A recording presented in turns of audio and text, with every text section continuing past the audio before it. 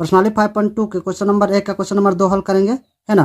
पिछले वीडियो में मैंने क्वेश्चन नंबर 1 को हल कर चुका हूँ, ठीक है। आप लोग प्ले लिस्ट में जाकर वीडियो को देख सकते हैं, है ना। तो चलिए क्वेश्चन नंबर 2 को हल करेंगे, है ना। तो क्वेश्चन नंबर 2 में देखिए, क्वेश्चन नंबर 2 में ए का मान दिया है, ठीक है। ए का मान कितना दिया है, -18 दिया है। यहाँ पर डी का मान नहीं दिया है ना, यानी कि हमें डी का मान निकालना होगा, है ना। एन का मान दिया है 10 और ए एन का मान दिया है 0, ठीक है। तो इसमें ए एन दिया है, यानी कि हमें अंतिम पद निकालना होगा, ठीक है।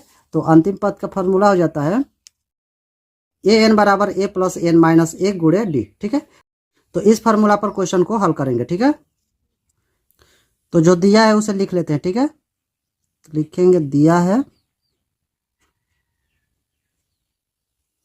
तो ए का मान कितना दिया है, -18 है ना। तो यहाँ पर लिखेंगे ए बराबर -18, है ना। उसके बाद डी बराबर दिया है, डी का मान निकालना है ना, डी का मान नहीं दिया है, ठीक ना।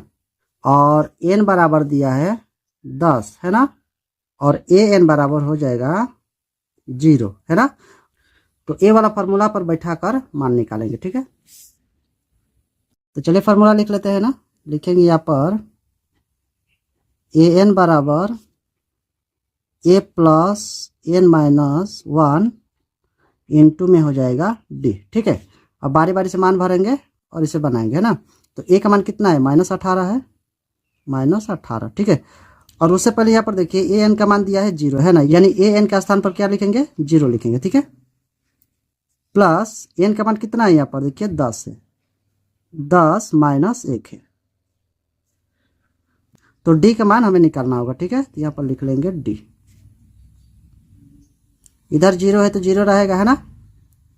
-18 प्लस 10 में से 1 घटेगा तो कितना होगा, 9 होगा, है ना। 9 गुणे डी।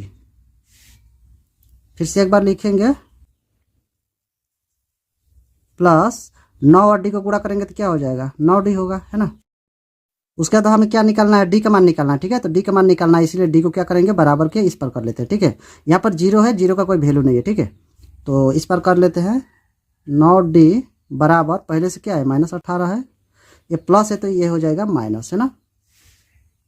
तो माइनस माइनस कट जाएगा यहाँ पर, है ना। डी बराबर हो जाएगा 18/9, है ना। 9 दूना 18, डी का मान हो जाएगा 2, ठीक है। तो डी का मान हमें निकालना था यहाँ पर, तो डी का मान हो गया 2, है ना। तो ए हो जाएगा हमारा आंसर, है ना। वीडियो अच्छा लगा हो तो एक लाइक सब्सक्राइब करते जाएगा। और इससे पहले के वीडियो अगर आप लोग नहीं देखेंगे तो प्लेलिस्ट में वीडियो है, जाकर देख सकते हैं। तो चलिए फिर मिलेंगे अगले वीडियो में।